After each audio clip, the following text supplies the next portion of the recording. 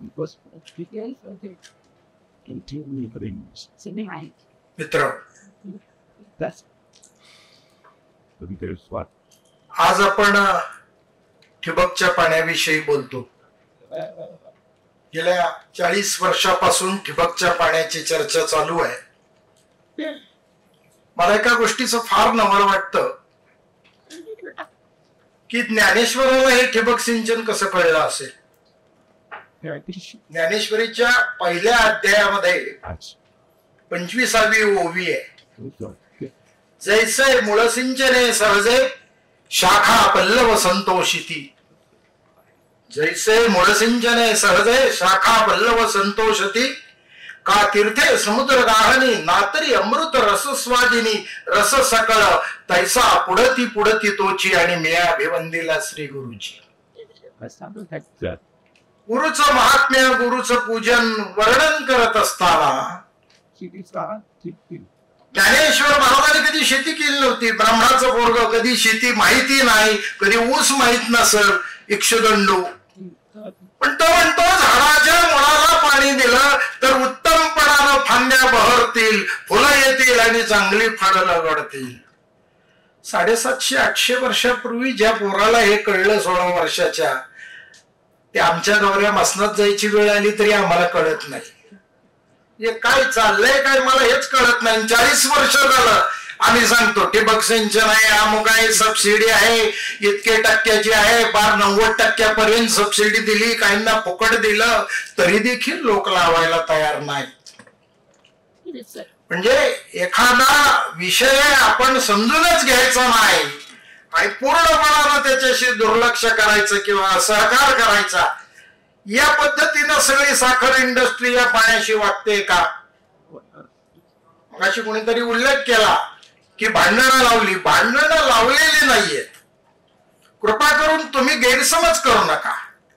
असं आहे, तुमचा पाण्याचा वापर हा अत्यंत जास्त आहे. जर 2 आणि 3 कोटी लिटर पाणी जर एकेका हेक्टर उसाला लागत असेल, लागत म्हणजे वापरलं जात असेल प्रवाही पद्धतीनं आणि पाटानं, जर 40 लाख मध्ये 60 लाख हेक्टर लिटर मध्ये जर ड्रीप न उत्तम ऊस येत असेल किंवा सबसर्फेसनी 40 मध्येच येत असेल, कशासाठी आपण 3 कोटी लिटर पाणी वापरतो आणि कुणाच्या बापाचं हे पाणी. ही संबंध समाजाची मालकी आहे, राष्ट्राच्या मालकीचं आहे.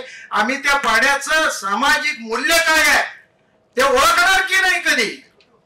का धरणात पाणी आहे, फाटात पाणी सुटतंय, कालव्यानं पाणी सुटतंय, माझ्या इथून पाणी वाहून चाललंय म्हणजे माझ्या बापाचं पाणी आणि मी लागेल तेवढं पाणी वापरील आणि मला कोणी जाब विचारता कामा नाही.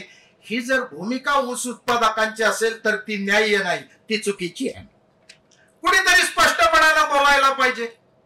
तेव्हा या संबंध प्रश्नाच्या विषयाची चर्चा सुरू झाली म्हणून 1984 साली प्राध्यापक विमा दांडेकर यांच्या अध्यक्षतेखाली वेदांता म्हणजे दांडेकर देशमुख आणि देऊस्कर समिती नेमली. त्या दांडेकर देशमुखांनी सांगितलं की 8 महिने पाण्याचा पुरवठा करा, 8 महिन्यामध्ये उत्तम ऊस येतो असं शंकरराव चव्हाण मुख्यमंत्र्यांना सुद्धा सगळ्या लोकांनी सांगितलं. तेव्हा VSI मध्ये सुद्धा मला आठवतं चर्चासत्र झालं होतं. त्यावेळेला लोक म्हणाले की फेब्रुवारी पर्यंतच पाणी सोडा, पुढच्या 3 महिन्याचं पाण्याची व्यवस्था ज्याची त्यानं करावी आणि मग ऊस भिजवावा. काही लोक म्हणाले काही शक्य नाही. मला सहज प्रसंग आठवला आता. मी त्यावेळेला बातमीदार असताना या 8 महिन्याच्या विषयाची चर्चा जोरात सुरू झाली. शंकरराव चव्हाण मुख्यमंत्री होते आणि VSI मध्ये ऊसाचं चर्चासत्र झालं पाण्याच्या संदर्भातलं. लोकांनी सांगितलं की 8 महिन्यामध्ये ऊस येतो, अमुक येतो. शंकरराव त्याच्याबद्दल बोलले. आज तात्यासाहेब कोरेही हयात नाहीत आणि नरसिंग गुरुनाथ पाटीलही हयात नाहीत. पण त्या दोघांनी मला मुलाखत दिली. ते म्हणले शंकरराव चव्हाण महामूर्ख माणूस आहे, याला काय अक्कल आहे का म्हणले. याला कळतं का ऊस किती येतो, किती पाणी लागतं, काय येतं. आता बातमीदार म्हणून हे मला असं लिहिणं फार अवघड होतं की शंकरराव महामूर्ख आहेत अमुक वगैरे. तर मी बातमीत असं लिहिलं की बा शंकरराव चव्हाणांचं या विषयाचं अज्ञान लक्षात घेता. तुम्हाला माहितीये की इथली मीटिंग संपली की दुसऱ्या दिवशी साखर संघात बैठक असते, अॅन्युअल जनरल बॉडी काय ती मीटिंग. माझ्या बातमीचं कात्रण सकाळमधल्या शंकररावांनी कोटाच्या खिशातच ठेवलं होतं. दुसऱ्या दिवशी मी साखर संघामध्ये मुंबईला सभेला गेलो. शंकररावांनी कोटाच्या खिशातलं कात्रण काढलं आणि वाचायला सुरुवात केली. ते म्हणाले, माझं या विषयातलं अज्ञान आहे असं काही लोक म्हणताय. म्हणजे त्यात उल्लेख होता तात्या कोऱ्यांचा आणि यांचा. ताता यांची शिकवणी लावतो आणि यांच्याकडनं समजून घेतो की किती पाणी लागतं, किती महिन्यात ऊस तयार होतो. तिकडं तात्या कोऱ्यांचं आणि नरसिंग गुरुनाथला आतून घाम फुटला आणि त्यांची बनेनं आतून ओरली झाली होती. सांगायचा मुद्दा काय, मला थोडा गमतीचा भाग म्हणून मी तुम्हाला सांगितला. पण या विषयाची चर्चा खूप मोठ्या प्रमाणावर चालू आहे आणि साखर कारखानदारांचं वागणं आजच्या घटकेला तरी समर्थनीय नाही. कुठलाही समाजातला घटक, मी समन्याय वाटप समन्वय तसल्या गोष्टी आज बोलतच नाही, कारण निसर्गानंच विषमता निर्माण करून ठेवलेली आहे. तुमच्या आणि माझ्या हातात काही नाहीये, आपण काही समान वाटप करू शकत नाही. आपली सगळी मदार जी आहे ती मोसमी पावसावर अवलंबून. 85% पाऊस हा जून ते सप्टेंबर या काळात पडतो, जो नैऋत्य मोसमी वाऱ्यामुळे पडतो. 10% पाऊस सप्टेंबर ते डिसेंबर या काळात ईशान्य मोसमी वाऱ्यामुळे पडतो आणि उरलेला 5% पाऊस हा डिसेंबरच्या नंतर, ज्याला आपण आजचा अवकाळी पाऊस असं म्हणतो. गेल्या 150 वर्षातली पावसाची आकडेवारी जी ऑब्झर्वेटरी मध्ये आज उपलब्ध आहे ती असं सांगते आपल्याला की दरवर्षी हमखास हा मोसमी पाऊस येतोच. त्याच्यामध्ये कमी जास्त होत असेल 5-10%, पण पाऊस आला नाही असं काही चित्र कधीही निर्माण होत नाही. पण या पावसामध्ये पूर्वी जो पडणारा खंड होता तो मॅक्सिमम 46 दिवसांपर्यंत होता. पण 2015ला पहिल्यांदा 73 दिवसाचा खंड पडला. जर 30 दिवसापेक्षा जास्त काळ खंड राहिला तर कुठलंही पीक शिल्लक राहू शकत नाही. खरीपातलं तर कुठलंच राहत नाही आणि त्याही वेळेला पाणी वेळेला पेरणी नाही झाली तर रब्बी हंगामाची पेरणी पण देखील होत नाही. आता प्रश्न असा या संबंध याच्यामध्ये की हा जो पाऊस पडतोय याच्यामध्ये प्रचंड विषमता आहे, दोलायमानता आहे. निसर्ग हा कायम सख्या आईच्या भूमिकेत नसतो. तो जेव्हा सावत्र भूमिकेमध्ये जातो तेव्हा मग आपल्याला पाण्याचं महत्व कळायला लागतं. आणि मग आजच्या सारखी परिस्थिती उद्भवली की मग आपण पाण्याचा चर्चासत्राचा विषय ठेवतो, ठिबक सिंचनानं ऊस भिजवावा कसा. पण जेव्हा मुबलक पाणी असतं तेव्हा त्याचं विनियोजन कसं करावं, ते साठवून अडवून मुरवून कसं ठेवावं याचा विचार आपण करत नाही. मगाशी पवार सरांनी उल्लेख केला ती गोष्ट खरी आहे की 82% भूभाग हा कठीण काळ्या पाषाणापासून बनलेला आहे, लावा रसापासून बनलेला आहे. त्यामुळं याच्यामध्ये पाणी मुरण्याची क्षमता फारशी नाही. या खडकाला छिद्र, रंध्र, भेगा, पोरस भाग आहे, तिथेच पाणी मुरू शकतं. काळ्या पाषाणामध्ये हे पाणी मुरण्याची सुतराम शक्यता नाही. आणि म्हणून GSD सुद्धा जेव्हा सांगतो ना की या काळ्या पाषाणात 10% पाऊस मुरू शकतो, याला शास्त्रीय आधार काहीही नाही. त्या ढागात मारलेल्या गोळ्या आहेत. त्याला दाखवला, तुम्ही जाऊन बघा कोयना धरणाच्या खाली तुम्ही जाऊ, वरती 300 मीटर पर्यंत पाण्याचा फुगवटा आहे.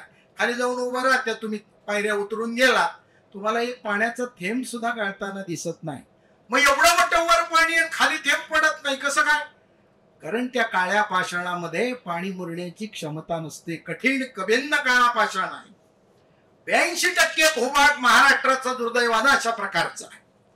त्यामुळे आपल्याला भूजलामध्ये फारसं पाणी उपलब्ध 25% डिपेंडेबिलिटीला बांधली. आता ही डिपेंडेबिलिटी म्हणजे काय? म्हणजे आपल्या अभियंत्यांची चूक आज आपल्याला कशी भोवती आहे लक्षात घ्या. कोयनेमधला एवा होता, नदीतनं एवा म्हणजे नदीतनं वाहणारं पाणी वर्षभरातलं 110 TMC होतं, 170 होतं कोयनेमधलं. वारणेमधलं पाणी 110 TMC होतं. आपण 75% डिपेंडेबिलिटीला धरण बांधतो. म्हणजे काय? समजा या जागी मी उभा इथं धरण बांधायचं आपल्याला ठरलं, 100 वर्षाची पावसाची आकडेवारी आपण समोर ठेवतो. त्यात सगळ्यात जास्त पाऊस केव्हा पडला त्याचा आकडा पहिला लिहितो, या वर्षी किती पाणी आलं ते आकडा लिहितो. त्याच्या खालोखाल पाऊस केव्हा पडला, किती पाणी आलं त्याचा आकडा लिहितो. असे आकडे मांडत मांडत मांडत आपण 75व्या आकड्याच्या तिथं येतो. त्या वर्षी किती पाऊस पडला आणि किती नदीतनं पाणी वाहिलं याची आकडेवारी गृहीत धरून त्या क्षमतेचं धरण बांधतो. याला 75% डिपेंडेबिलिटी असं म्हणतात. हे डिपेंडेबिलिटीचं भूत आपल्या मानगुटीवर डॉक्टर के.एल. राव नावाच्या माणसानं बसवलं. तो आंध्रचा होता, चीफ इंजिनियर होता, सेंट्रल वॉटर पॉवर कमिशनचा चेअरमन होता, निष्णात इंजिनियर होता, हुशार होता. आपण त्या मानाने बरेच मूर्ख होतो. आपल्याला कळलंच नाही ही 75% डिपेंडेबिलिटी. याचा अर्थ असा आहे 4 वर्षातलं 3 वर्ष पाणी खाली वाहून जाऊ देण्याची मुभा आम्ही देतो. आज इंजिनिअरिंग कॉलेजमध्ये सीओईपी मध्ये झापडं लावून हेच शिकवलं जातं, 75% डिपेंडेबिलिटी. वास्तविक आपल्या लक्षात यायला पाहिजे होतं की धरणं ही ऍव्हरेजला किंवा 50% डिपेंडेबिलिटीला 33%ला करायला पाहिजे होती. म्हणजे मॅक्झिमम पाऊस जो आहे तो आपल्याला अडवता आला असता. रावच्या लक्षात आलं की महाराष्ट्रामधनं ज्या कृष्णा गोदावरी नर्मदा तापी 4 मुख्य नद्या आणि कोकणात वाहणाऱ्या 22 पश्चिम वाहिनी नद्या यामधलं जर पाणी महाराष्ट्रानं अडवून टाकलं तर खाली आपल्याला आंध्र कर्नाटकाला पाणी येणार नाही. आणि म्हणून 75% डिपेंडेबिलिटीचं भूत लवादात आपल्या उरावर बसवलं. त्याचा परिणाम असा झाला की सगळ्या धरणांचे आकार लहान झाले. म्हणजे आज जर कोयना धरण आपण जर सगळं सरासरीला बांधायचं ठरवलं असतं तर कराडच्या खाली आपल्याला कोयना धरण बांधावं लागलं असतं. आपण धरण वर बांधलं. 98.8 टीएमसीचं धरण आहे. 170 टीएमसीचा एवा होता. 72 टीएमसी पाणी वाहून चाललेलं आहे.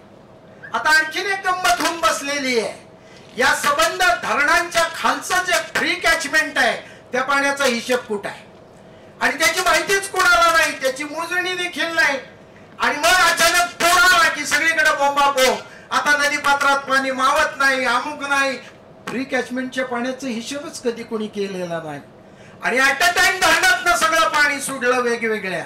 एक लक्षात घ्या, धरणांच्या साखळीतलं पाणी कसं वाटायचं हा प्रश्न जगात अनुत्तरित आहे. तो कोणालाही त्याचं उत्तर आजपर्यंत देता आलेलं नाही. आणि त्यामुळे सगळ्या धरणांमधनं जर पाणी सुटलं म्हणजे मी तर गमतीनं कधी कधी असं म्हणतो नेहमी, मी 10 वर्ष जलसंपत्ती नियमन प्राधिकरणामध्ये माझ्याकडे काम होतं. महाराष्ट्राचं अख्खं पाण्याचं वाटप करायचं, बल्कचं टॅरिफ ठरवायचं. प्रिन्सिपल सेक्रेटरी रँकमध्ये माझी नेमणूक होती सरकारमध्ये. मी असं म्हणायचो की उजनीच्या वरती 21 धरणं आहेत. या 21 धरणांचं जर नीट व्यवस्थापन होऊ शकलं नाही तर एका दिवशी रात्रीत सगळं पंढरपूर वाहून जाणार आहे. कारण ही धरणं शेवटी धरणाच्या पोटाची क्षमता ठरलेली आहे. त्याच्यापेक्षा जास्त पाणी तुम्ही साठवू शकणार नाही. ते पोट तुम्हाला मोकळं करावंच लागेल. आणि मग धरणं केव्हा भरायची, किती भरायची, कुठल्या वेळेला किती दरवाजे उचलायचे, कोणत्या बाजूचे दरवाजे पहिल्यांदा उचलायचे, किती उंचीला उचलायचे, किती पाणी सोडायचं याच्यासाठीचा सगळा टेक्निकल स्टाफ लागतो. दुर्दैवानं असतो इरिगेशन खात्यात उपलब्धच नाहीये. माणसंच नाही आहेत काम करायला. चीफ इंजिनियर, एक्झिक्युटिव्ह इंजिनियर शहरात राहत आहेत, त्या डॅम साईटला माणसं नाहीत. हिशोब लागत नाही आम्हाला पाण्याचा. नेमकं आलंय किती, गेलंय किती, अडवायचं किती, सोडायचं किती, सगळा अंधाधुंद कारभार चालू आहे. आणि म्हणून मग पुराची परिस्थिती निर्माण झाली. अति पाऊस झाला, कमी वेळेत जास्त पाऊस झाला की सगळं पाणी वाहून लगेच नदी पात्रात येतं. आणि मग आपण सगळेजण बघतो प्रचंड सांगलीत पाणी शिरलं, काय त्या कोल्हापूरला शिरलं, कुरुंदवाडला शिरलं, इकडं खाली उजनीतनं 6 लाख 7 लाख क्युसेक्सनं पाणी सोडलं, सगळे दरवाजे उघडे केले. ही जी धरणं लहान झाली, ही जी विश्वासार्हता आपण हे केली, आता ही दुरुस्त कशी करायची हा खरा प्रश्न आहे. कारण मोठ्या धरणांच्या साईट या गॉड गिफ्टेड साईट आहेत, त्या निसर्गाने निर्माण केल्यात, त्या माणसाला निर्माण करता येत नाहीत. ज्या क्षमतेची साईट आहे त्या क्षमतेचं धरण आपण बांधायला पाहिजे होतं, ते आपण बांधलं नाही. ही नियोजनात झालेली सगळ्यात मोठी चूक आहे. आजही तेच चालू आहे. खाली गोसी खुर्द धरणामध्ये तुम्ही जर बघितलं, वैनगंगेमधला येवा हा वैनगंगेमधला जवळपास 1965 सालापासूनचा डाटा येव्याचा उपलब्ध झालाय. 1500 टीएमसी पासून 2500 टीएमसी एवढा येवा उपलब्ध आहे. वैनगंगेमधनं दरवर्षी पाणी वाहून चाललंय. आपण धरण बांधलंय फक्त 34 TMCचं. किती कपाळ करंटे आपण आहे. निसर्गानं आपल्याला भरभरून दिलं. दुर्दैवानं आमची झोळी फाटके निघाली. आम्हीच ते सगळं पाणी अडवू शकलो नाही, मुरवू शकलो नाही. आजही अवस्था अशीच आहे. भारताचं चित्र जर तुम्ही समोर आणलं तर दरवर्षी पावसाच्या रूपानं संबंध भारतातल्या नद्यातनं वाहून जाणारं पाणी 67,000 TMC एवढं आहे. एका TMC मध्ये 10,000 एकर जमीन भिजवण्याची क्षमता असते. एकट्या ब्रह्मपुत्रेमध्ये 20,000 TMC पाणी आहे. एकट्या गंगेमध्ये 17,000 TMC पाणी आहे. गोदावरी मधलं पाणी 3,850 TMC आहे. कृष्णेतलं पाणी 2,580 TMC आहे. नवीन लवादानं मोजणी केली. आपण जेव्हा पहिल्यांदा 76 साली बचावत लवादानं पाण्याचं वाटप केलं त्यावेळेला त्यांनी 2,060 TMC पाणी असं गृहीत धरलं आणि 594 TMC पाणी कृष्णेच्या वाट्याला दिलं, म्हणजे महाराष्ट्राच्या वाट्याला दिलं. 700 TMC त्यावेळेला आंध्राला दिलं, कर्नाटकाला दिलं, 800 TMC त्यांना दिलं आणि उरलेलं जास्तीचं पाणी 350 TMC होतं. ते वापरण्याची मुभा आंध्राला राहील असं त्यांनी सांगितलं 31 मे 2000 पर्यंत.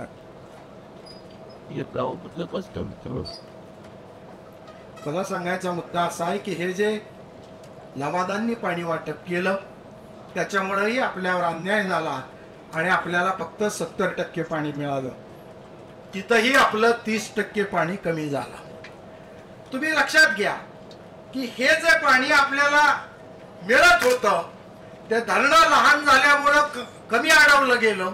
सगळं पाणी वाहून चाललेलं आहे. नर्मदेचा लवादाचा निर्णय तर 1959 साली अय्यंगारनी ठोकून दिला. 10 TMC पाणी महाराष्ट्राच्या वाट्याला दिलं. आता लक्षात घ्या 1959 ते आज किती आहे. एक थेंब सुद्धा पाण्याचा वापर अजून करू शकलेलो नाही. सगळं पाणी आपलं वाहून चाललेलं आहे. आणि लोक काय म्हणतात गंगा कावेरी लिंक करा, अमुक करा. काय करा, आपल्याला काय फायदा आहे का त्याचा? गंगा कावेरी लिंकचा महाराष्ट्राला काडीचा फायदा नाही. आपल्याला एक थेंब सुद्धा पाणी मिळणार नाही. उलट आपलंच पाणी जाणार आहे गुजरातला. नारपार आणि दमनगंगा पिंजाळ या 2 नद्यातलं पाणी आपलं गुजरातला जाणार आहे तापीमधनं. आपल्याला काय फायदा नाही. जेव्हा साधारणतः ती जी लिंक वरती होईल म्हणजे काय आहे, 2 भाग आहेत, हिमालयन पेनिन्सुला आणि सदर्न पेनिन्सुला. हिमालयन पेनिन्सुलाला तर आपण हात घालत नाही. सदर्न पेनिन्सुलाला हात घालू असं म्हटले होते अटल बिहारी वाजपेयी पंतप्रधान असताना 2007 साली सुरू करू. म्हणजे कृष्णा म्हणजे महानदी गोदावरीला जोडायची, गोदावरी कृष्णेला जोडायची, कृष्णा कावेरीला जोडायची, कावेरी वैगैला जोडायची, वैगै पेन्नारला जोडायची. अशा वेगवेगळ्या प्रकारच्या नद्या जोडून एकूण 37 प्रकारची लिंक तयार करायची आणि त्यासाठी मोठी 30 धरणं बांधायची. त्याच्यातनं 30,000 मेगावॅट हायड्रो पॉवर तयार होईल आणि 431 बिलियन क्युबिक मीटर एवढा पाणी वाहून नेण्यात येईल असं गणित बसवलं होतं. काहीच झालं नाही. मगाशी मी सांगितलं तसं कॉन्स्टिट्यूशन मधला पेचमुळं आणि होणार पण नाही. पण मग प्रश्न असा आहे की आता आमच्या उसाच्या पाण्याचा प्रश्न आम्ही कसा सोडवणार आहोत. कारण एकीकडे सगळ्या धरणांचं पाणी प्यायलासाठी मोठ्या प्रमाणावर लागायला लागलंय. मगाशी मी तुम्हाला सांगितलं 30 TMC ची धरणं आहेत. पुणे शहराच्या वरती खडकवासला, पानशेत, वरसगाव आणि 3.5 TMC चं टेमघर. 1938 साली मोक्षगुंड विश्वेश्वरय्या यांच्या अध्यक्षतेखाली बॉम्बे इन्क्वायरी इरिगेशन कमिशन नेमण्यात आलं. फर्ग्युसन कॉलेजच्या एम्पी थिएटर मध्ये विश्वेश्वरय्यांनी मीटिंग घेतली. त्यावेळच्या पुणे नगरपालिकेनं असं आश्वासन दिलं की आम्ही आमची पिण्याच्या पाण्याची स्वतःची स्वतंत्र व्यवस्था करू. 38 साली दिलेलं आश्वासन अजूनही पुणे महानगरपालिकेनं पूर्ण केलेलं नाही. पाटबंधारे खात्याला दमदाटी करून 18.5 TMC पाणी आजही पुणे महानगरपालिका वापरते. आज आपल्याला सोलापूर रस्त्याच्या दुतर्फा हिरवीगार शेती दिसते, ऊस दिसतो दोन्ही बाजूनं.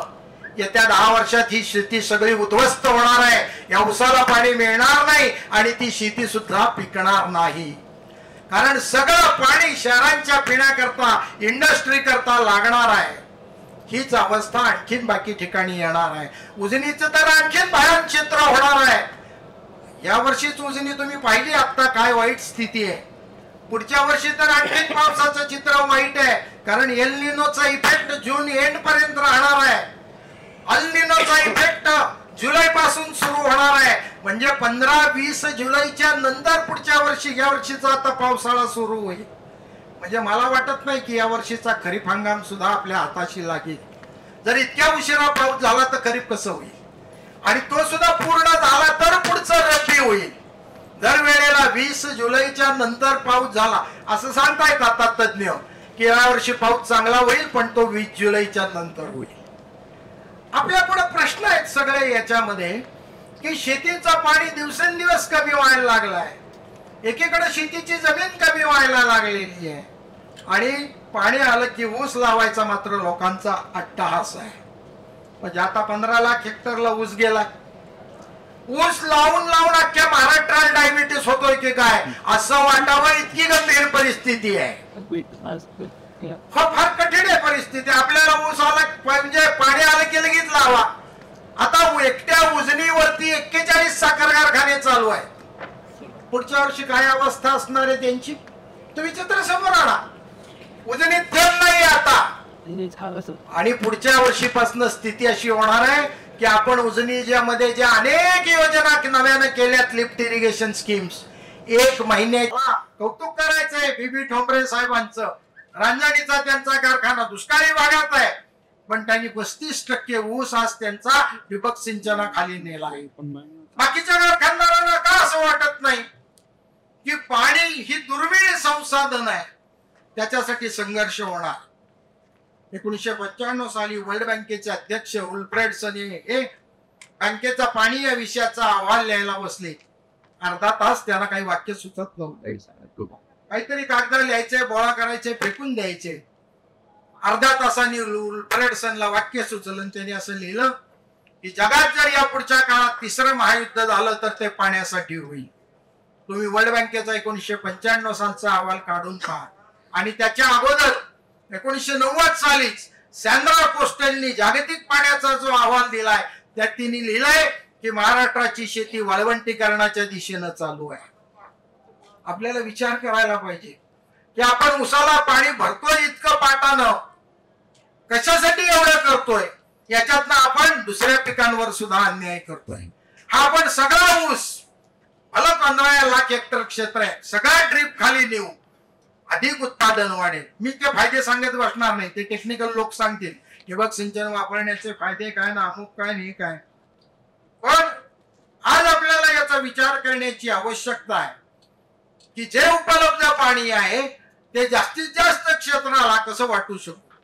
आता दुष्काळी भागात फुलशेती प्रोत्साहित करा म्हणलं कोणी ग्रीन हाऊस मधली, तर ते सुद्धा तत्वात बसत नाही. 20,000 घनमीटर जर पाणी जर 1 हेक्टरला लागत असेल त्या फुलशेतीला, कसं शक्य आहे. इकॉनॉमिकली हे बसत नाही.